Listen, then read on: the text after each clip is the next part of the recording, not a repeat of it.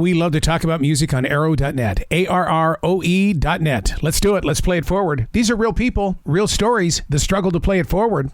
Episode number 396 is with two-time Rock and Roll Hall of Fame nominee Dionne Warwick. I'm wonderful. How are you? Absolutely fantastic. I got to tell you, God is working with you on this song right here that you have created and released. Who are you sharing those vocals with? It is Crazy Bone, formerly of Bugs, Bones, and Harmony, and my son Damon Elliott. They wrote this song many years ago, and I was asked to put my voice on, which I did. And Damon and Crazy reconnected and felt that this song needed to be heard now, today, especially today, with the chaos that's going on throughout the entire world. And I totally agree with them. It's a song of hope, of happiness, of praise, and everything that we seem to have forgotten as human beings that we need to get back to. I've always believed that God uses students like us, and with your music and everything, to really reach into people's lives, because we will listen to music, and from that, the message grows. Indeed, and that's exactly what this song is really about. Power in the Name of Jesus is the full title.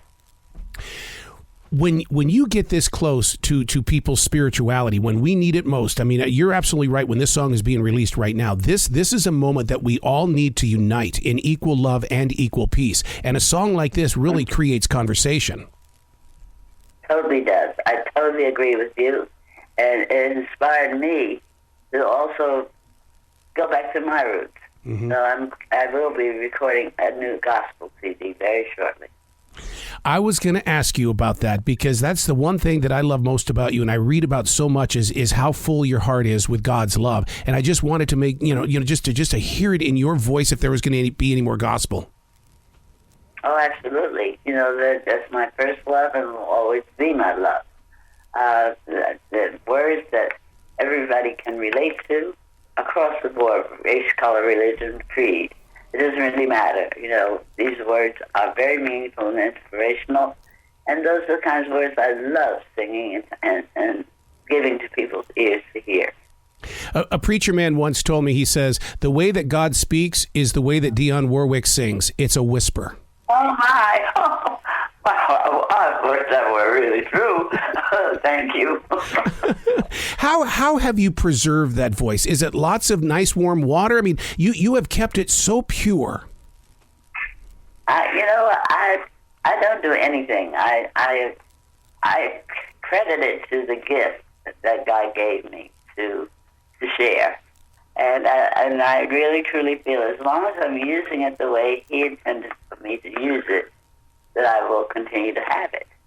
And the minute I abuse it or do something that is not what He intended for me to use it for, that's usually when He'll take it away. Mm-hmm. So I must be doing something right. And that's all built on a relationship with God, isn't it? No doubt. You bet. Continuous.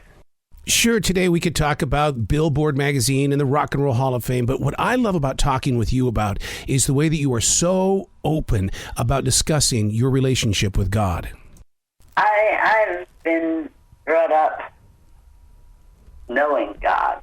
Yeah. So I feel I know Him personally. I have a relationship with Him that I happen to adore. My grandfather was a minister, so I've learned to understand and read the Bible and know that the words that were written by his favorite, David, were songs that rang true to life.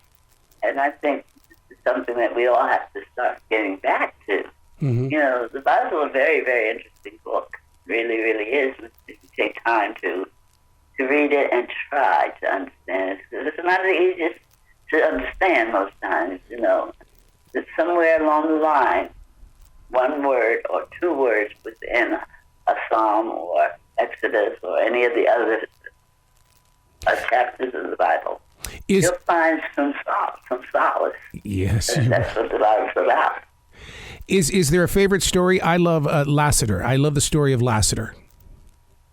Laughter? Yes. I love that, yes. My grandpa told me many years ago, I was frowning one day, and he said, "What are you frowning about?" I said, "I don't know." He said, "Well, I want you to stop doing that." I want you to understand now. Frowning gives you wrinkles. Smiling doesn't. And I've been smiling ever since. So true, so true.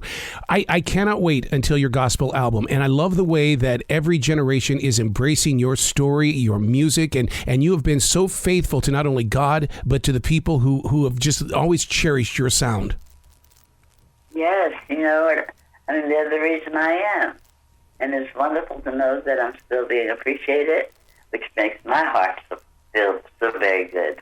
It's lovely to go out on the concert stage and look into an audience and sing a song that brings the tune with somebody out there, because you'll see an arm go around a shoulder, or if somebody grab a hand or a big smile come over her face.